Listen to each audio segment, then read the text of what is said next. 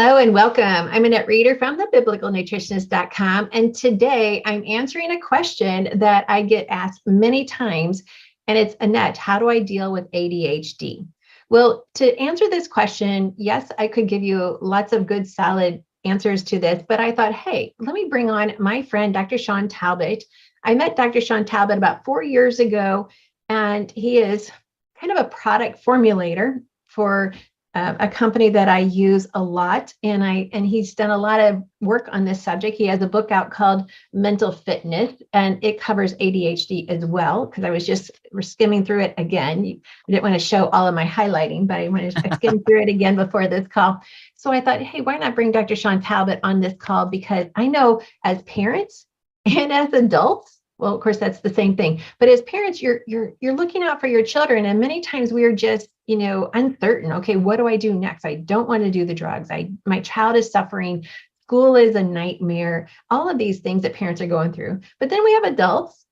Sometimes, like me, it's like, oh, I really could just use some saffron right now. So because of everything on my plate, we have adults that have ADHD, but maybe never even realized that there was a label for that. So what is ADHD and how can we handle it naturally as opposed to going to the drugs? So we're going to talk about that today with Dr. Shawn.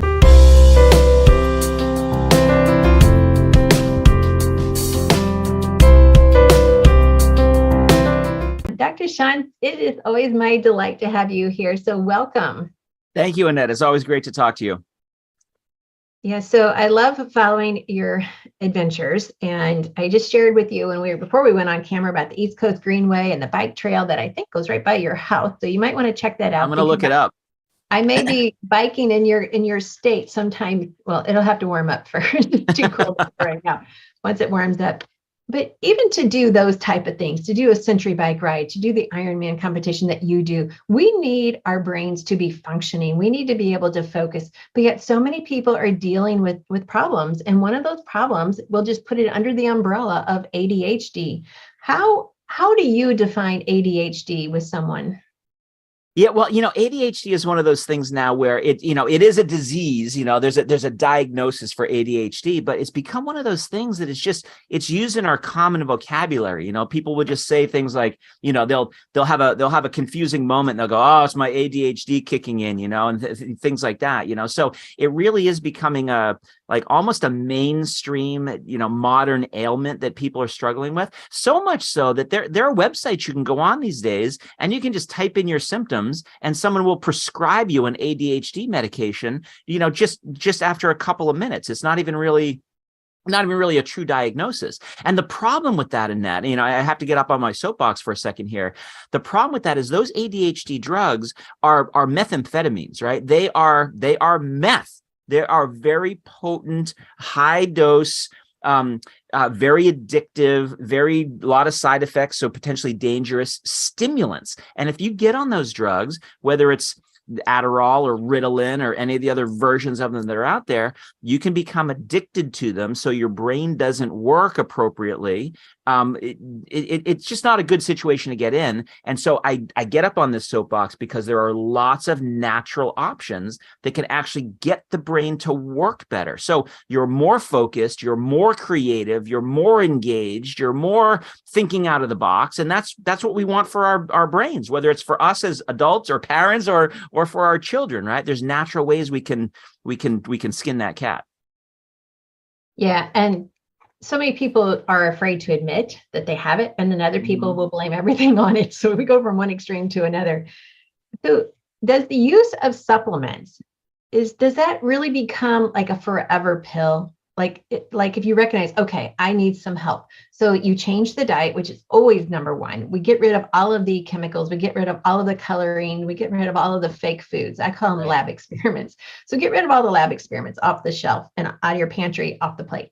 So then we're moving into more of the extracts, and that's your specialty, is the extracts. Let's back up to that. Let's just go there. What are the extracts that actually work better than the Ritalin and the other drugs that are out there? Yeah, there are a lot of plant extracts that we can use. We can use something, theanine is a very popular one. This is an amino acid that we can extract from green tea. We can also get it from bacterial fermentation, so we get a really pure theanine. Theanine can help the brain fire better, so it induces a state that we call relaxed alertness that help people be calm but also focused and awake and engaged.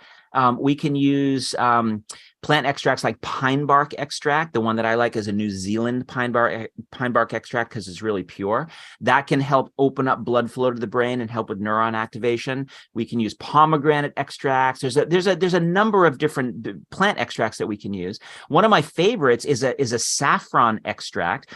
So in Europe, parents will turn to saffron for their kids with ADHD before they'll go to a pharmaceutical. In Japan and parts of Asia, they'll use theanine. In Australia, New Zealand, they'll use pine bark. So there's all kinds of ways that we can use these natural ingredients to get the brain to do its job. And sometimes it's blood flow, sometimes it's neuron activation, sometimes it's sort of calming the monkey mind that our brain gets into a lot. And so we can use those nutrients to really get the brain to work better.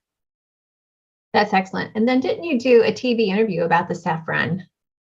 I did, yeah. So I was in Los Angeles a few years ago, and one of the local reporters there for I think it was ABC News wanted to talk about natural therapies for ADHD, and one of the ones that we talked about quite a lot in that interview was saffron. And saffron's people know it as the most expensive spice in the world, right? We use it in Mediterranean cooking a lot. It's not like you can just go and throw some saffron spice into your kids' food and have them have their brains start working better again, right? The saffron has to be extracted in just the right way because there are compounds in saffron that can get the brain to work better, but they're in just saffron spice, they're going to be at low levels. You have to extract them and concentrate them in order to get the right effect.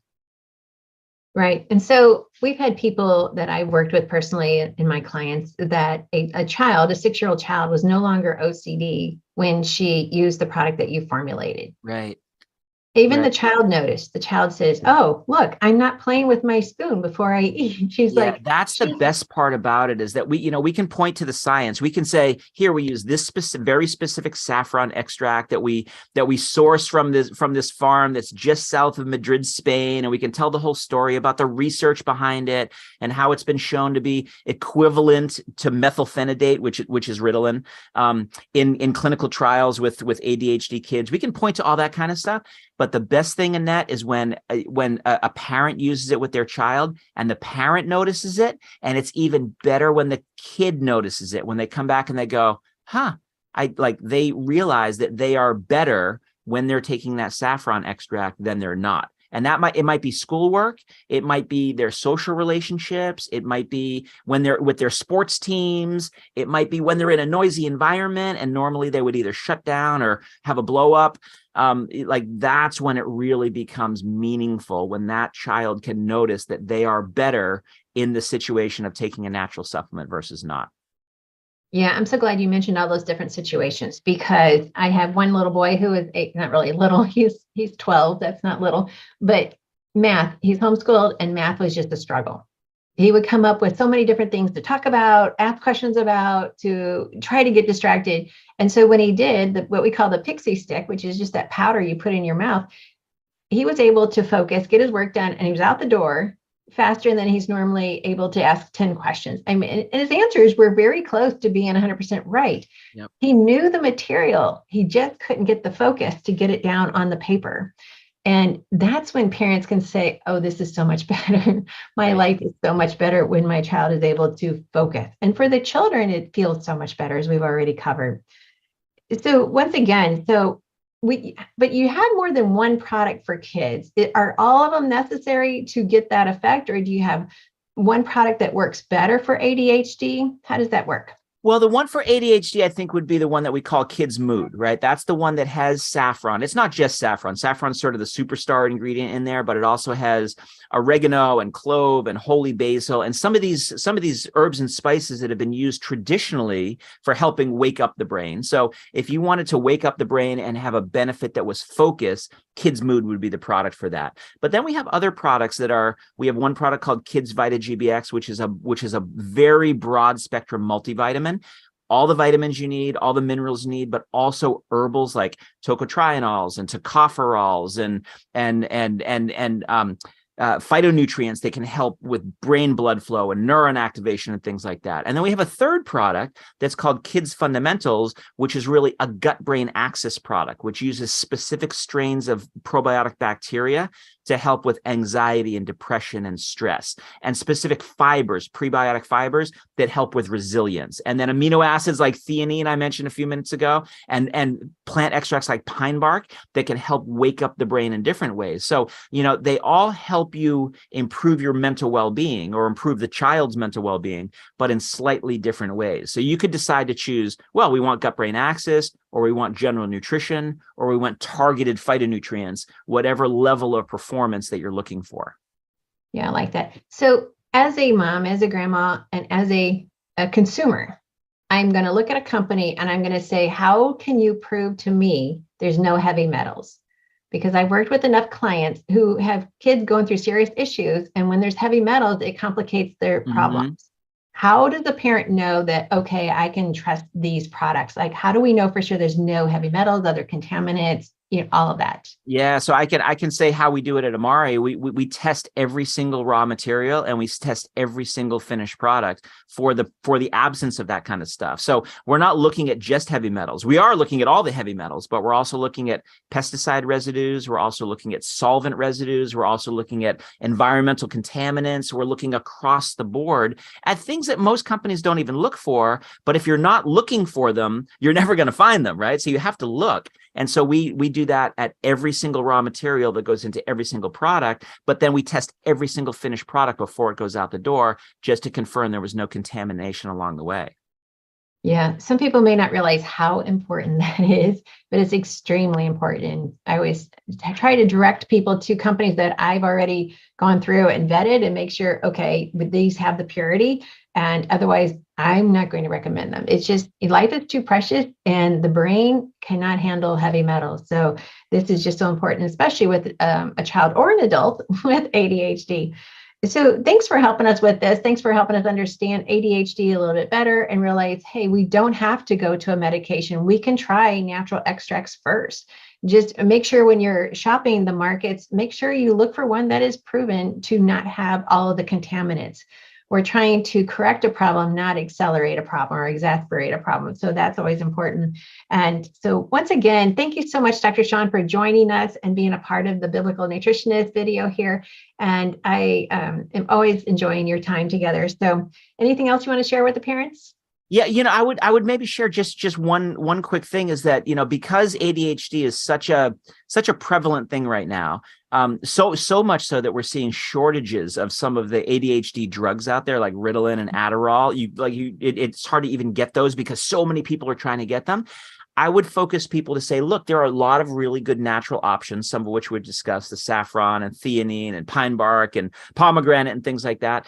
But there's also this category of supplements called nootropics out there that you have to approach with a little bit of caution, because a lot of those products are just herbal versions of stimulants, right? It's a lot of caffeine, or it's a lot of, some other stimulant that is trying to mimic what ADHD drugs are doing in your brain, but that is not the right way to go, because that can get you hooked on those stimulants and lead to some of the side effects that we have with the same medication. So don't go that direction, right? Look to see what the science says, look to see what ingredients are being used, look to see what the purity looks like you just mentioned, Annette. There really is some good stuff that you can get. And if you get the right blend of these natural nootropics, it can actually get the brain not just to work better short term, but over time, we see an improvement in what's called brain plasticity. So the brain actually changes its overall structure, not just its function, its structure. So your brain is better at the end. And that means that if your brain is better at the end, maybe you get to a point where you don't need the supplements in the first place. So you use them for a period of time to get better and better and better. And then your brain is better in the end, and you'll just perform at the high level that you want to perform at. I so love that. I feel like the extracts give us that edge so that we can start focusing on also our thoughts and our ability to function. And then all of a sudden we master it. That's And right. as you say, the extracts are helping as well with that neuroplasticity. So great combination. Great combination. Thanks for adding that. So, all right. Well, thank you for joining us. It's My been a pleasure. joy as always. So thank you very much.